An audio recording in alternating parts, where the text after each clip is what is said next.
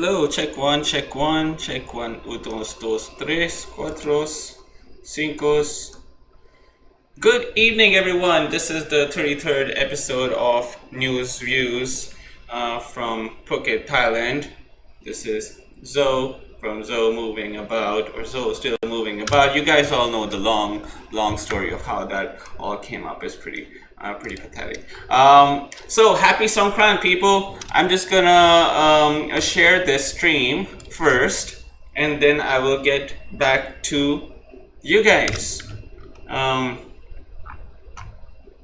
yeah, where is this? There it is. This is what we're doing, and basically that. Yeah. So how's it going? Happy Songkran. This is supposed to be at least, a very dry Songkran, and we are all stuck in our homes. We can't move. We can't travel outside of our districts now, which is kind of crazy. People still haven't come. Officials still have not come to check on my temperature, and so basically, my side is still not really checked and written off as everyone being safe and secure and basically virus free. Anywho, but I want to take the time to actually talk about the history of Songkran, because Songkran is this beautiful water festival in Thailand, and I have done Songkran in Bangkok and Chiang Mai, in different parts of Phuket as well, and it's been very entertaining. In fact, one of them I did in Hua Hin, but I actually got there by road about almost a few hours or a day after it got settled. It was all happening, so unfortunately I could not do much, but it was still really lit. I still got some footage. There were a lot of people still playing the water games and everything, so it was actually really entertaining. But let's talk about the history of Songkran. How did it originate? It's very interesting. It's obviously, I'm reading it. I don't remember everything. It derives its name from the Sanskrit word named, which is Songkran, meaning to move or pass into. It's celebrated as a Thai New Year, which is April 13th. So it goes from April 13th all the way to April 15th. And its its origins also derive from the ancient Indian festival of Makar Sankriti. The Indian version recognizes the sun's celestial path, and the Thai translates this version recognizing the passing of an old year, the previous year, basically. It's the traditions, they have been handed down, for years and years and years through Buddhist monks, and you're supposed to, in the traditional sense, and the Songkran festival is basically you go to local monasteries, you go to different temples, and you provide gifts of food to the monks there, who basically, who are there. Scented water is poured over the monks as well during the holy cleansing process. But what tourists come here for is basically how exciting it basically gets. There's a lot of people use colored chalk or white chalk mixed with water and just splash it on you. So obviously, if you're wearing any kind of decent clothes, any decent shirt or pants, just don't do it. It's just a dumb thing to do during this festival. So basically, you're literally outside in your boxers or shorts and t-shirts, and you're just having a good time. There's water guns being used as well. Now Patong, the reason I started this whole thing with this photo is because this is basically what every single decent or decently large place in Thailand looks like during Songkran. So so Chiang Mai celebrates for 6 days. except that in Phuket and other places it's like 3 days or 4 days or different days basically. In fact, I think there has also recently been a 2-day festival in Songkran during Songkran, and in some provinces, and this is always a lot of fun. You can basically see on stage these people are singing, obviously probably blaring music. Coca-Cola has not sponsored this video, just so you guys know. But they're throwing cold water. So one of the things behind this whole this whole tradition and these celebrations are that it's kind of a way to get more rain in the future. It's kind of like a prayer for more rain, and to kind of act upon it, there's ice cold water being used. And last year there was water shortage in Phuket, so the government basically asked people not to do so much, and I think most people listened, which is obviously a good thing. But these things are basically done regardless of the fact if people are told no. They still do it because it's supposed to be such a fun time for everybody. But yeah, it's held in Chiang Mai. Here are the list of traditions. So obviously I just started my Insta as well while we're doing this. So it just looks a bit funny.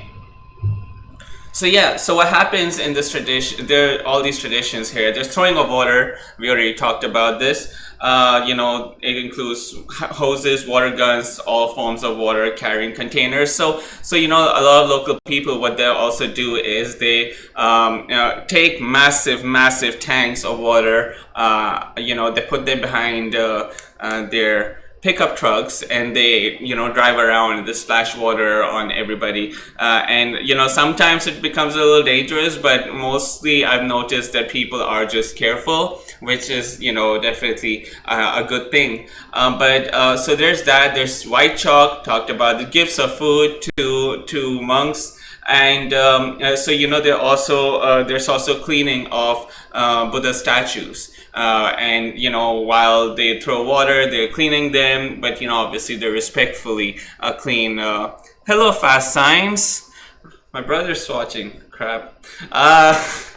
Hey, so nice to see you here. But so yeah, the thing is, the monks carrying Buddha statues through the streets. This also is something that happens in Phuket town. There are a whole bunch of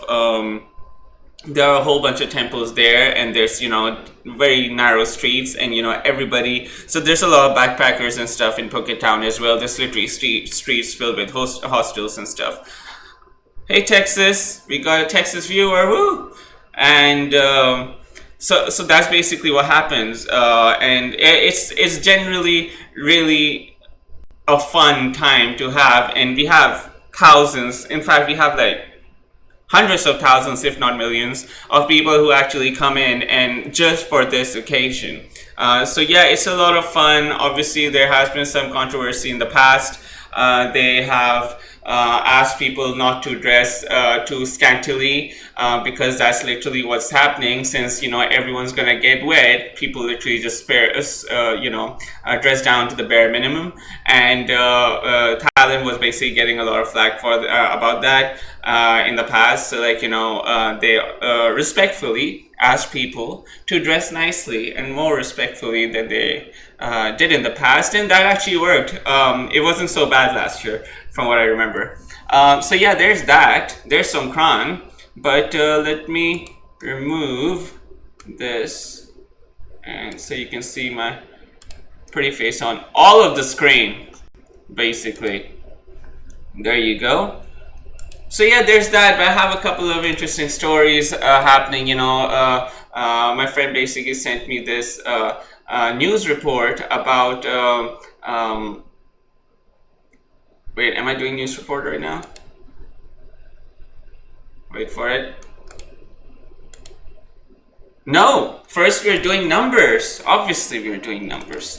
So yeah, all over the world there's almost 1.9 million cases now that have been happening. There's, we have passed 100,000 deaths, 115,136 deaths in basically all over the world now. But, the good thing is almost 500,000 have recovered. But, I would like to show you guys a few things. So the exponential growth on the graph is still not changed. So it is going pretty, high so all the way up there. And obviously, so the US is now basically the highest ranked, highest number of total cases in the entire world, which is crazy. I think they were one of the countries that were hit later by the virus, but it's a massive country, to be honest, and the president didn't help you guys, did he?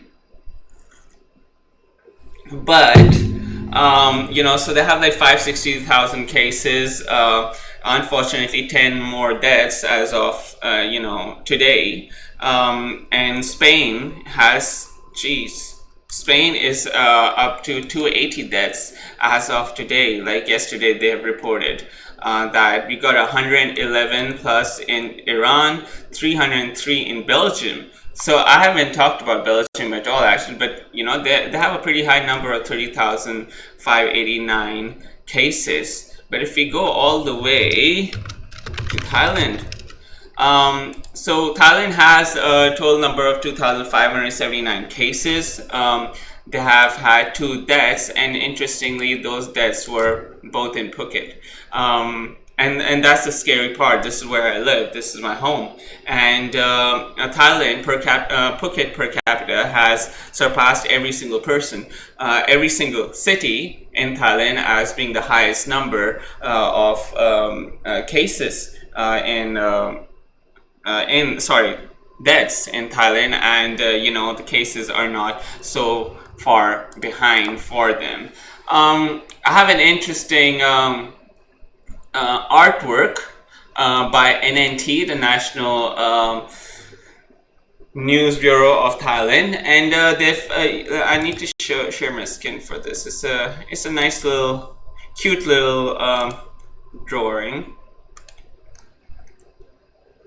I need to make myself a little more small. There you go.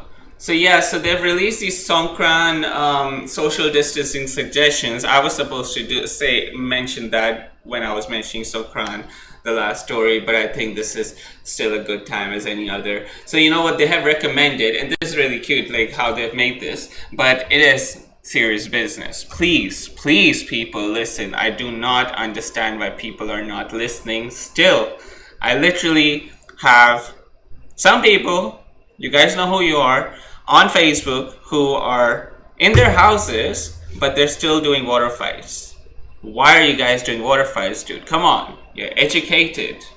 Don't do it. So the Thai government basically has said that due to the Department of Health actually has recommended people to do this.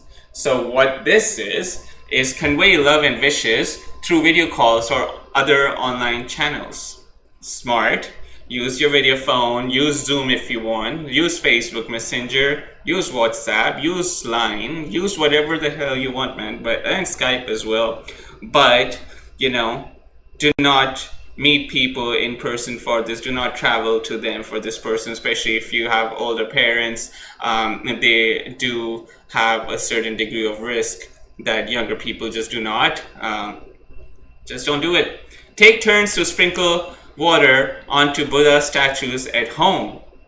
So like I was talking about that, Thai people, as per the culture, they clean Buddha statues with water. So they're saying sprinkle water, but just don't do it so that it splashes your water, splashes onto somebody else. So just do it, line up, social distancing, line up, and then just sprinkle water one at a time. Pay respects to elderly family members while maintaining a distance of at least 2 meters between themselves and loved one. So as you can see, this is about 1.5 meters. It's pretty accurate, by the way, this drawing. So there's that. See, grandparents are happy, kids happy. I don't know what she's gonna do with that, but hopefully she's not gonna, come too close to give that. What is not recommended, and this is, where it gets serious, people who work outside their home provinces returning home. So there have been a lot of people who have been stuck now outside of Phuket and outside of their homes because they travel from home to their workplaces. And when they're actually, during these situations, when every single thing was being shut down, they actually wanted to return back, and then all of a sudden all the provinces started getting shut down. They started closing them, and because of that, a lot of people are stuck in Phuket, a lot of people are stuck in Bangkok. They can't travel back and forth, and the health department of Thailand has basically recommended just not to do that. They are giving handouts, I'm guessing as much as they can. They're trying to help, and obviously there are still people slipping through the cracks. We did this really unfortunate story yesterday, I think, about a 20-year-old guy who didn't have money at all, and he basically gave himself up, committed a kind of a small crime, and he basically gave himself up, turned himself in to the cops in about like 20 minutes from my place, because he wanted 3 meals a day. He said, I just couldn't afford to live without this, while all of this stuff was happening. So this is unfortunate. It is happening, cannot do much about it, but it's less dangerous to stay here and try to stick it out some way or the other, rather than traveling back to your older parents and others and risking them getting the infection, the virus. The second one is gathering of large groups of people for religious activities or other activities at home or temples. So we already know that, they obviously you can't postpone or you can't plan around funerals. But other than that, any religious processions outside, people have been told not to. Not to do those. People have been asked not to go out to drink, to eat, pick up stuff from restaurants, and that's what restaurants are doing. They basically literally asked everybody to just pick up stuff. We're just not allowing anybody to sit anymore, which is fantastic. As this entire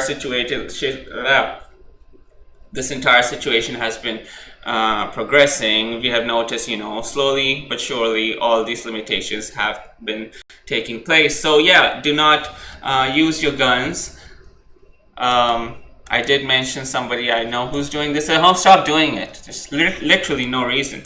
Pouring water to pay respects to the elderly in close distance. So yeah, so this is a don't, and this up here is a do. This is really important. He's basically coming way too close, man. Back it up. So yeah, you're just not supposed to do that, and I really hope that in the name of culture, this is not ignored at all. But yeah, that was that story. I have a pretty serious story actually as well. I just think I'm gonna leave it till the end. It's a little disturbing.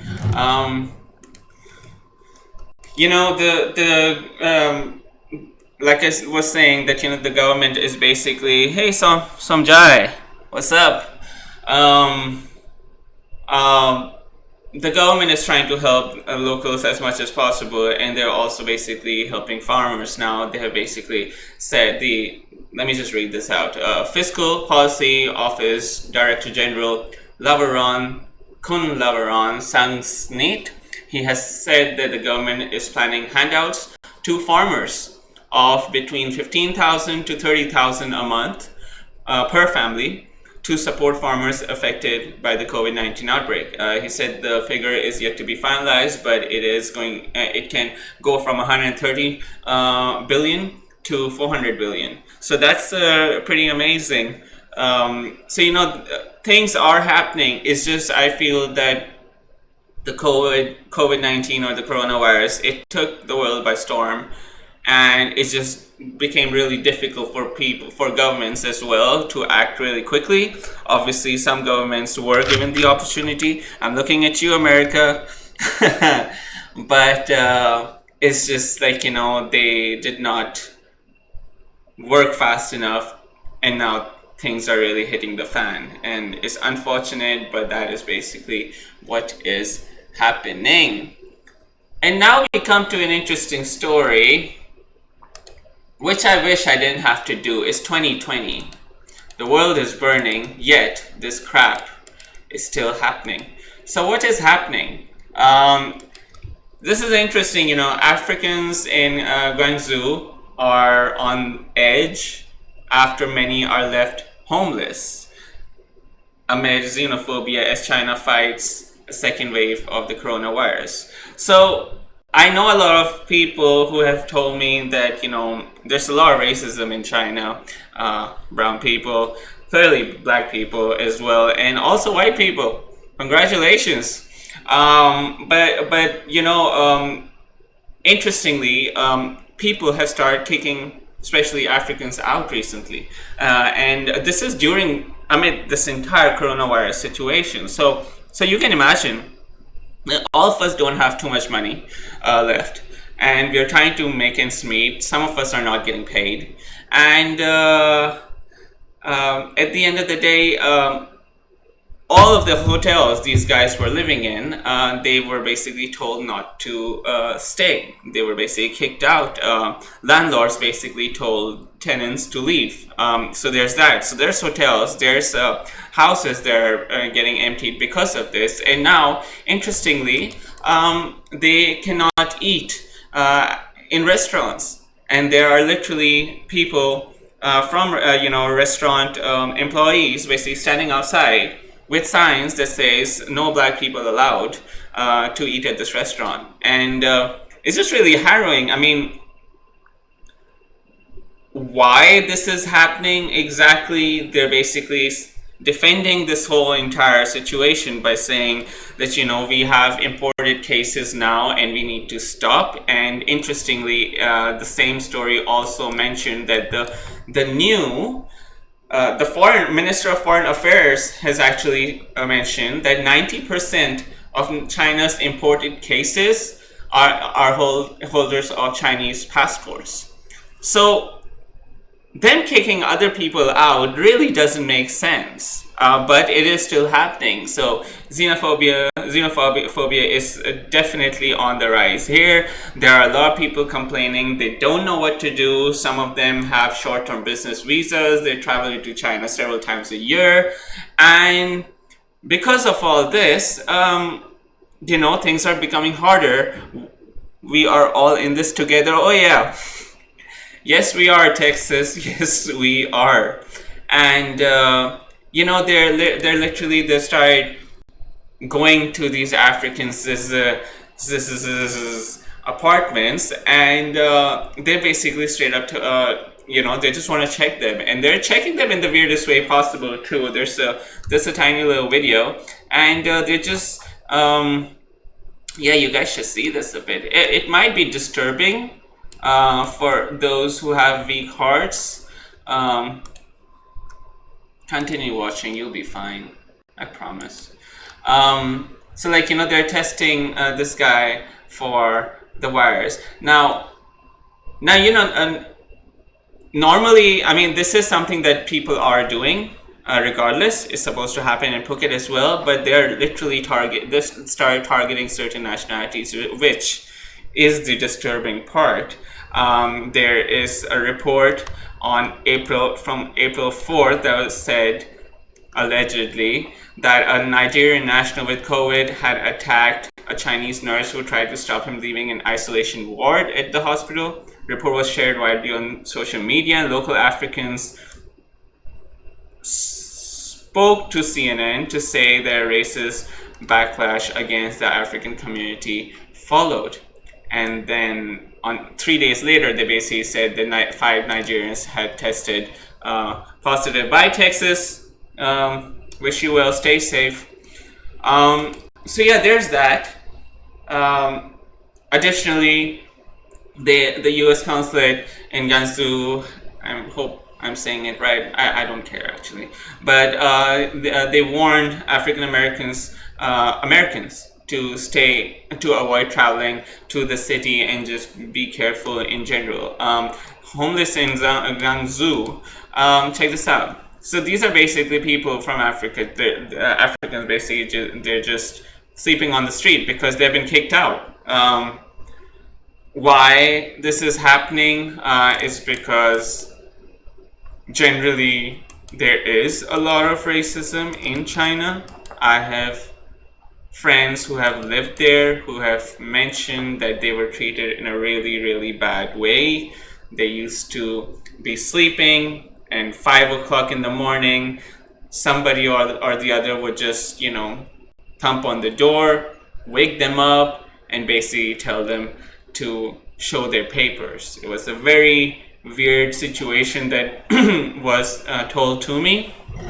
And see, check this out. On Thursday, CNN called 12 hotels in Guangzhou wanting to book a room for an African guest.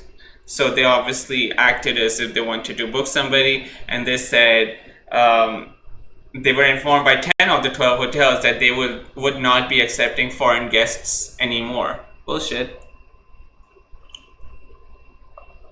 African Americans, unfortunately, have the highest rates of COVID-19 in the USA, unfortunately. Part of it is societal issues, but maybe also it could be genetic. Links incoming. I can't check the links here, man. Send them on the feed. I haven't checked if somebody's written anything there. Thank you, Imran. So yeah, there's that. But they, check this out. This Nigerian trader also. Yeah, I know, Imran. That's the reason I mentioned it. So, this Nigerian trader Nonso, his name's been changed. Smart, CNN Smart. They said that he and his girlfriend received a message from their landlord at 7 p.m. on WeChat, a Chinese messaging app. Yeah, kind of like WhatsApp and a bunch of others, saying that they needed to vacate their flat by 8 p.m. I told him I can't vacate in an hour, a month, and blah blah. He said that, but at 10 p.m. he says his landlord came to the flat and cut off the electric and water supply. That's a douche move, man. They should actually write down the landlord's name. I asked them, what did I do? I paid rent until September with 2 months deposit. They didn't give me any reason. I wonder if they actually got the money back. Yeah, I'm not sure. But there's some good coming out of certain situations as well, right? In Patong, for example, these people are actually giving free food in Patong in front of what's it called? My God, I keep on forgetting the name. This Indian restaurant in Patong. Don't kill me, Vijay. I'll name it later. But volunteers in Guangzhou, in China, are also giving out food and supplies to Africans. Which is decent, man. Why not? Import cases discrimination. Check this out. An African restaurant near where 5 Nigerians tested positive for the virus. Please come to the house. There was a specific photo I wanted you guys to see.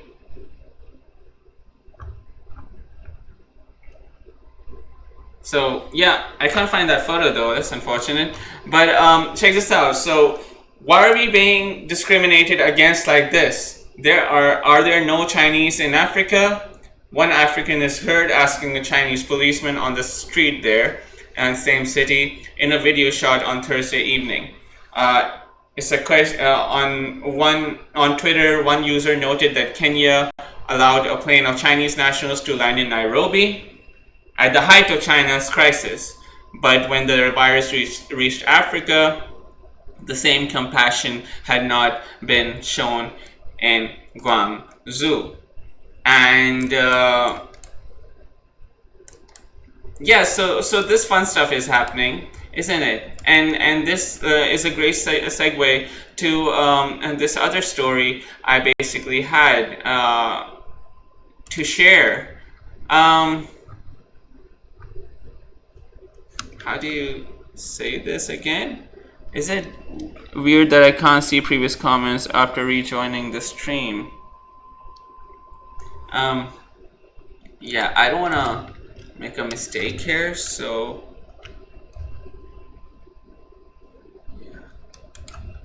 yeah,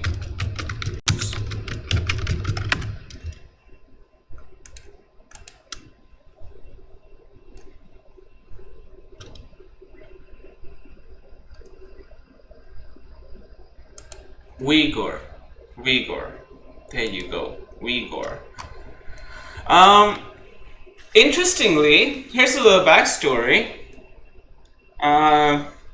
There was a crackdown on Uyghurs and other Turkic Muslims in China's Xinjiang region, including locking up of as many as 1 million people without charge in political education camps.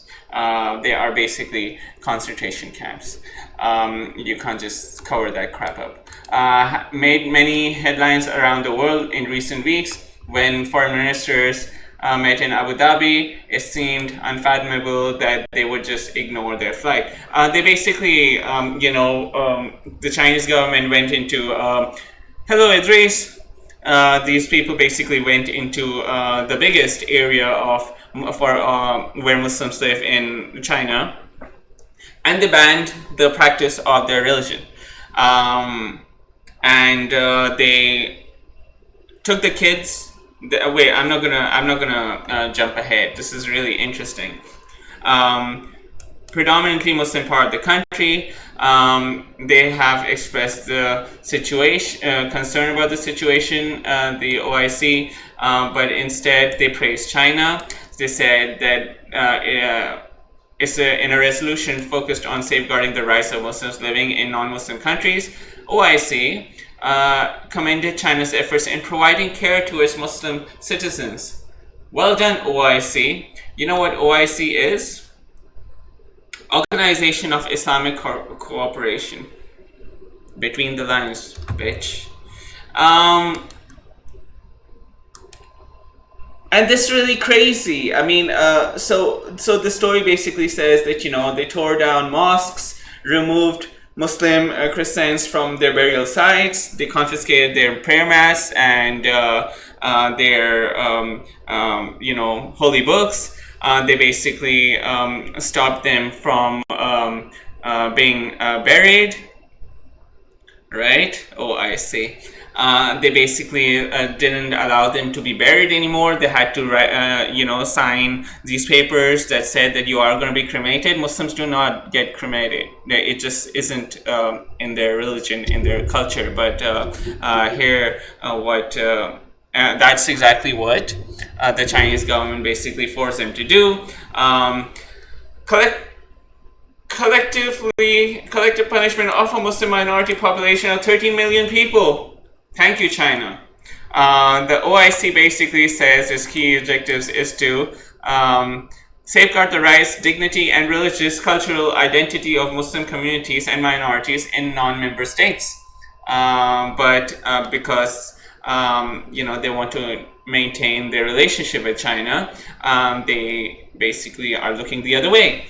Pakistan is also doing the same thing, by the way. I think the lady's name is Shireen Masur. She basically said the exact same thing, that our governments are talking, and I think Mehdi Hassan, freaking amazing guy, he's like, so are you saying that they're not doing it? And the woman just says, we are just having a conversation about it, so that just ignore what's happening to Muslims in China, because we go so crazy about protecting Kashmiri Muslims, and and China has Muslims as well. But just because we have a decent diplomatic relationship with China, it's okay. Just pay us and we'll ignore it. It literally, that's unfortunately what it is. And that brings me to the fact that this was March 21st, 2019. It's been a month. It's been a year and 1 month since that story. And this one is a story from last month, March 5th, 2020. And this is really interesting. China moves Uyghur Muslims into forced labor factories. So when the whole COVID outbreak situation happened in Wuhan, there was a lot of scrutiny on how they were running businesses, this and that. And they later found out that they were forcing Uyghur Muslims to work in the factories in the cities that were even affected. They didn't give a crap, and they were basically forcing them to do this. The interesting thing is they actually produce goods for companies like Apple, Nike, BMW. That BMW makes me sad. Come on, BMW, you can do better than that. Samsung, Sony, and Volkswagen. The Chinese government had previously been condemned for their practice of detaining an estimated 1 million people. So yeah, the educational camps, read or hear, concentration camps, that was last year. They were being condemned for that. Nobody did anything about that. And now this year, they're basically shipping them off to the factories to just work their butts off. And whether they die or not, who cares, right? Because we are all diplomatically nice with China. So why are we bothering, right?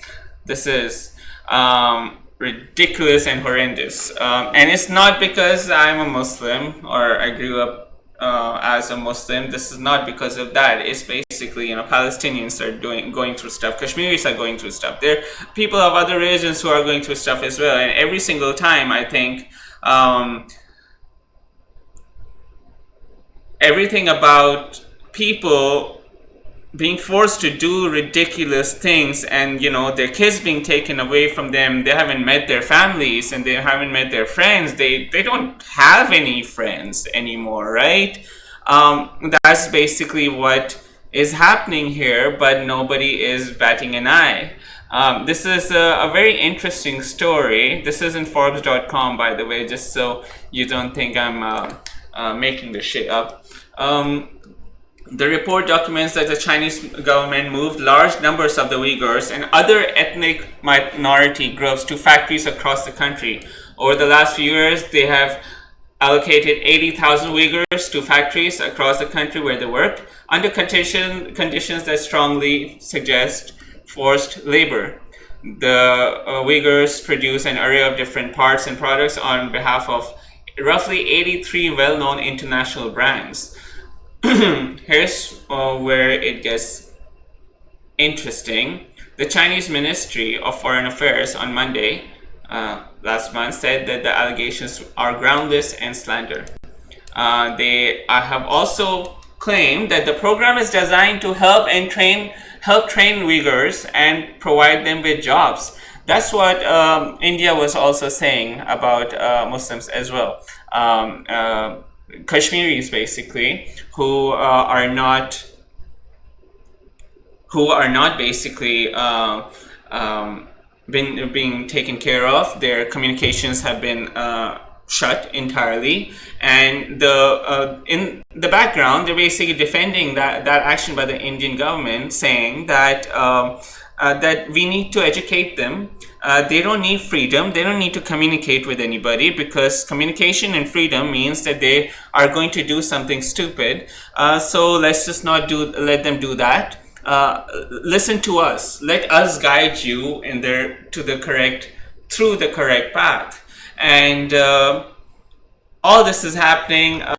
They also found JP Morgan, Amazon, Twitter, and Google they were basically offering work from home solutions. This should have done, in this place as well, I guess. Maybe that's a dumb thing to say because it's a factory, but they were supposed to just shut the factories down. And that's how the atmosphere of the factory, above China basically became a little better because of this, that they shut them down. But clearly they are still being forced to do this stuff.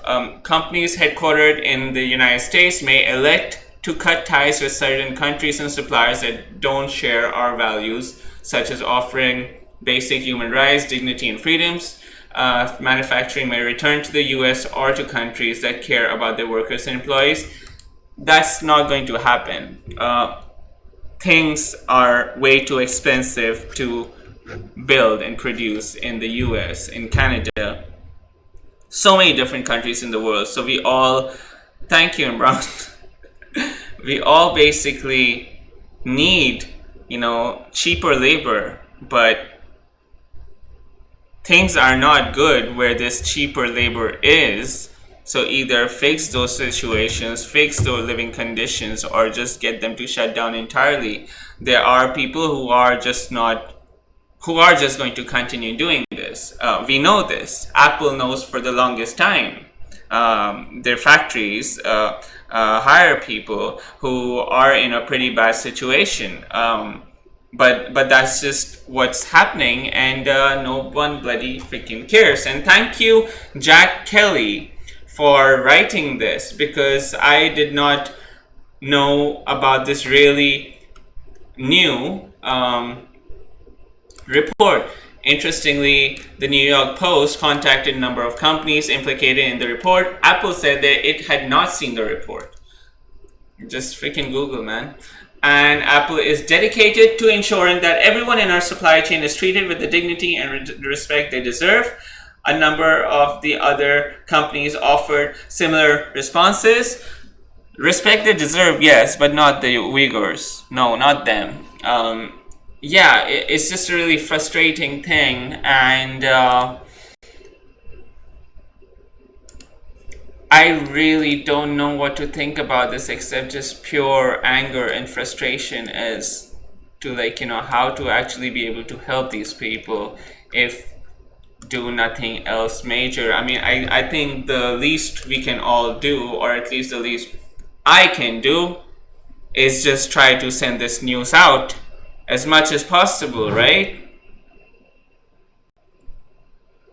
But this brings me to a third story related to this, that Chinese people in America, in different places, they were complaining about people being racist to them.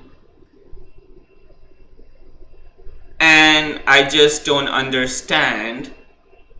I mean, obviously all Chinese people are not bad, right? Just like all Muslims are not bad, all Buddhists are not bad, or Christians are not bad. That's just not it. But it would be really good to actually talk about this as publicly as you guys can. I just don't understand what's stopping you. You're talking about at least 1 million people in concentration camps in 2020. That's just ridiculous to me. It's just something that I just do not understand how it can just happen. But hey, it's happening, basically. And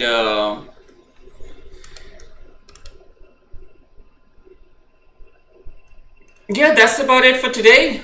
This was episode 33. Thank you so much for watching. I'm sorry it got dark in the very end, but this is the shitty world we live in. And if we don't talk about this stuff, if we don't say anything about this, then people are just not going to get better. Situations are not going to get better.